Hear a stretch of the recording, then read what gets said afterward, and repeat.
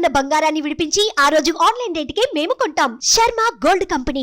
తిరుమలలో వీఐపీ దర్శనం అంటే లీడర్ల లెటర్ల కోసం తిరగాలి, లాబియింగ్ చేయాలి.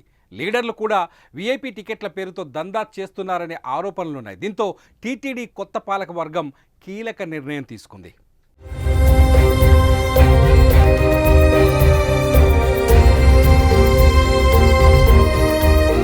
తిరుమలలో కొత్త టీటీడీ బోర్డు ఏర్పడిన తర్వాత కీలక నిర్ణయాలు తీసుకుంటున్నారు. భక్తులకు మెరుగైన సేవలు అందించే విధంగా చైర్మన్ బిఆర్ నాయుడు తిరుమలలో ప్రక్షాళన మొదలుపెట్టారు.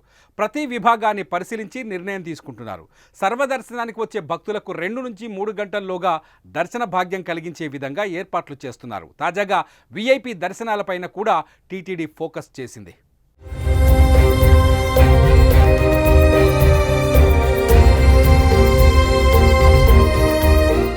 రాజకీయ నేతల సిఫారసు లేఖలు అవసరం లేకుండానే శ్రీవారి పథకం ద్వారా వీఐపీ దర్శన టికెట్లు కొనుగోలు చేసే అవకాశాన్ని కల్పిస్తోంది టీటీడీ. రేణిగుంట విమానాశ్రయంలో దిగిన వెంటనే శ్రీవారి టికెట్లు కొనుగోలు చేసి వీఐపీ దర్శనానికి వెళ్లే అవకాశాన్ని తీసుకొచ్చింది. ఇప్పటి వరకున్న శ్రీవారి టికెట్ల సంఖ్య పైన కూడా టీటీడీ నిర్ణయం తీసుకుంది. రేణిగుంట విమానాశ్రయంలో ప్రతిరోజు జారీ చేస్తున్న శ్రీవారి దర్శన టికెట్ల సంఖ్యను టీటీడీ 100 నుంచి 200కు పెంచుతూ ఉత్తర్వులు జారీ చేసింది. ఈ మేరకు విమానాశ్రయంలో కరెంట్ బుకింగ్ కౌంటర్లో భక్తులు టికెట్ను బుక్ చేసుకోవచ్చని తెలిపింది. బోర్డింగ్ పాస్ ద్వారా తిరుపతి ఎయిర్పోర్ట్ కౌంటర్లో మాత్రమే ఈ ఆఫ్లైన్ టికెట్లు జారీ చేస్తారు.